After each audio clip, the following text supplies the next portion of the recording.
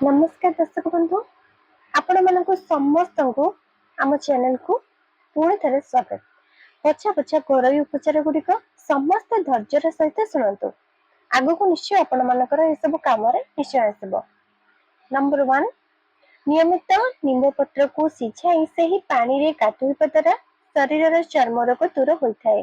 जदि शरीर कुंडई होता है ताहले लींब पानी प्रतिदिन गाधातु। यह कले चर्म रोग दूर होता है। नंबर 2 निंब एवं करंजी दांत काठी दांत घषिले दांत बुढ़ा हेबा पर्यंत मजबूत रही है। नंबर 3 राति शोइबा पूर्व गोलाप जल मुहरे लगे शोइबा उचित। यह द्वारा सकाल को मुह बढ़िया ग्लो करी थाए एवं धीरे धीरे कला दाग सब दूर हो जाए। 4 चाउल धुआ पानी चुटी रे लगेले चुटी शीघ्र पड़ी थाए। सेतिपई आपनको चाउल को 30 मिनिट भिजई रखिबाको हेबो। सेही पानी को एक बोतल ले स्टोर करी रखंतु एवं एही पानी 2 रु 3 दिन एमिति आपण माने चाउल को भिजई सेही पानी 2 रु 3 दिन रखंतु।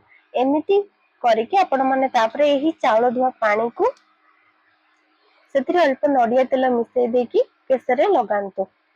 तापरे केश को भल भाव सफा कर दियंतु। यह कले कम दिन मध्य केश बढ़िबाक लागि थाए। 5 हाथ एवं पादर नख को सुंदर एवं चिकन करबा पई हेले नख काटिबा परे नखरे नडिया तेल लगांतु। यह कले कम दिन रे नख सुंदर एवं चिकन हेबाक लागि थाए। 6 गुरुवार दिन में हलदी लगे गाधोइबा उचित एवं नारी माने एही दिन में पादरे अलता लगेबा उचित। एही दिन में जेते सजबाज हेबे सेते भल होइताय काहेकि ना एही गुरुवार दिनटी होउची मां लक्ष्मीकर दिन। तो एही दिन में जो नारी माने जो झियो माने सज होइतांती मां लक्ष्मी तांको ऊपर संतुष्ट होइतांती।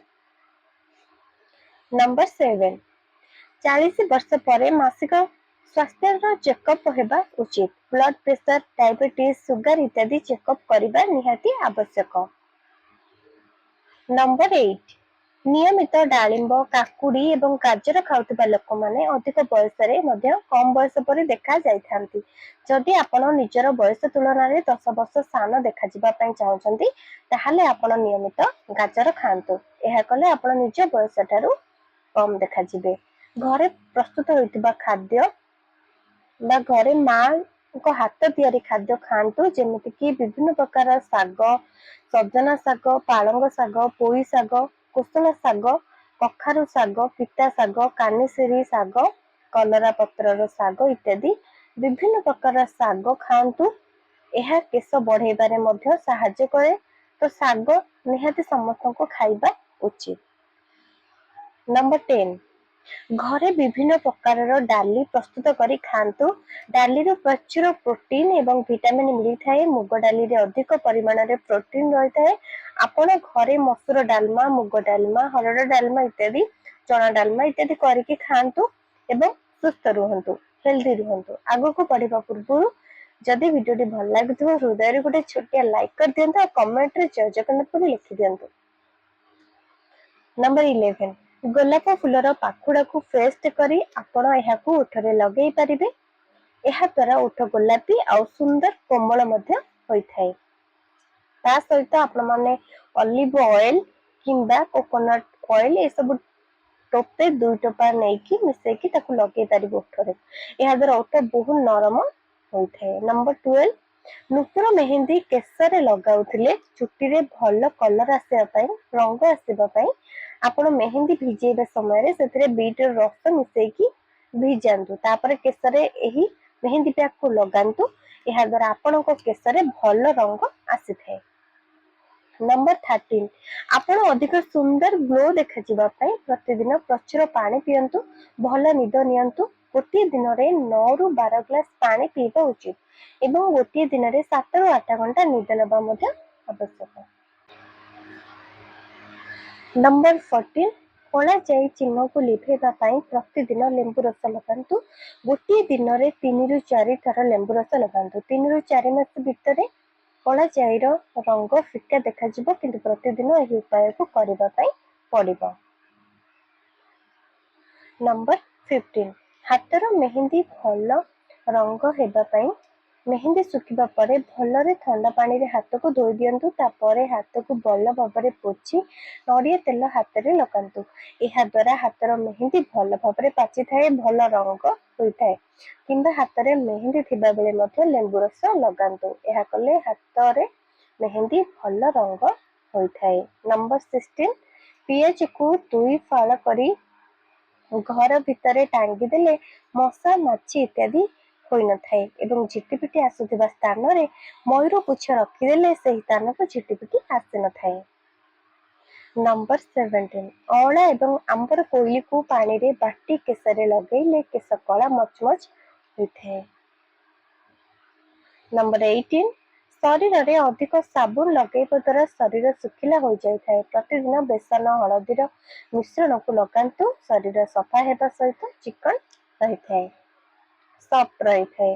नंबर 19 जो गर्भवती मां माने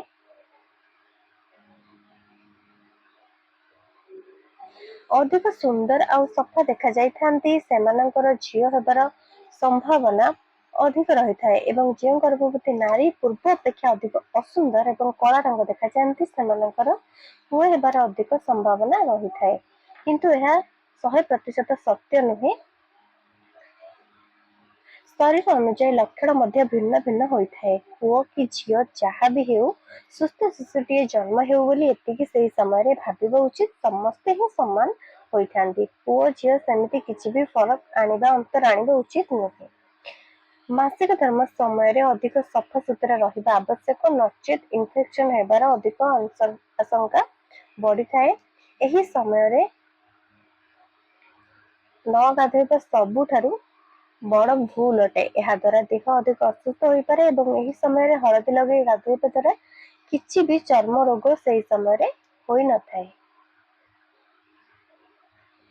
ଅଧ ବାଲ୍ଟି ପାଣିରେ ଟିକେ ସାମ୍ପୁ ଟିକେ ଲୁଣ ଏବଂ ଟିକେ ଲେମ୍ବୁ ରସ ପକେଇ ଘର କିମ୍ବା ରୋଷେଇ ଘରର ସ୍ଲାବ ଇତ୍ୟାଦିକୁ ଏକ କପଡ଼ା ସାହାଯ୍ୟରେ ପୋଛା କରିବା ଦ୍ୱାରା ଘରେ ମଶା ମାଛି ଇତ୍ୟାଦି ରହିନଥାନ୍ତି ଘର ପୁରା ସଫା ଆଉ ସୁତରା ରହିଥାଏ। ଚିନି ଡବାରେ ଲବଙ୍ଗ ପକେଇ ରଖିଲେ ଅଧିକ ଦିନ ପର୍ଯ୍ୟନ୍ତ ଚିନି ନଷ୍ଟ ହୋଇନଥାଏ ଏବଂ ସୁଜିକୁ ହାଲକା ଭାଜି ଏକ ଟାଇଟ୍ କଣ୍ଟେନରରେ ରଖିଦେଲେ ସୁଜିରେ ମଧ୍ୟ ପୋକ ଲାଗିନଥାଏ। ଚୁଟି ସଫା କରିବା ପୂର୍ବରୁ ଅଣ୍ଡା ଚୁଟିରେ ଲଗେଇକି ସଫା କଲେ କେଶ ଚମକିବା ସହିତ ବହୁତ ସ୍ମୁଥ ହୋଇଥାଏ ସାଇନିଂ କରିଥାଏ କେଶ ଝଡ଼ିବା ମଧ୍ୟ ବନ୍ଦ ହୋଇଯାଏ ସପ୍ତାହରେ ଗୋଟିଏ ଥର ଏମିତି କରନ୍ତୁ। ଗ୍ୟାସ ରେ ଆଳୁ ପୋଡ଼ା କରିବା ପାଇଁ ପ୍ରଥମେ ଆଳୁକୁ ସିଝାଇ ତାପରେ ଗ୍ୟାସ ରେ ରଖିକି ପୋଡ଼ିଦେଲେ ଆଳୁ ପୋଡ଼ା ସହଜରେ ହୋଇଯାଏ ଆଉ ଆଳୁ ପୋଡ଼ାର ଯୋଉ ଫ୍ଲେଭର ପୋଡ଼ ଫ୍ଲେଭର ଆସିଥାଏ ଏମିତି ଆପଣ ମାନେ ଗ୍ୟାସ ରେ ଆଳୁ ପୋଡ଼ା କରିକି ଖାଇପାରିବେ କିନ୍ତୁ ଡାଇରେକ୍ଟ କଞ୍ଚା ଆଳୁ ଗ୍ୟାସ ରେ ପୋଡ଼ିବା ଦ୍ୱାରା ତାର ଚୋପା ତିକ ପୋଡ଼ି ଯାଇଥାଏ କିନ୍ତୁ ଭିତରେ ସିଝି ନଥାଏ ତ ସେଥିପାଇଁ ଆପଣ ମାନେ ଆଳୁକୁ ସିଝେଇକି ତାପରେ ପୋଡ଼ନ୍ତୁ ଦେଖିବେ ଆଳୁ ପୋଡ଼ା ଖାଇବାକୁ ବି ବହୁତ ଟେଷ୍ଟି ଲାଗିବ।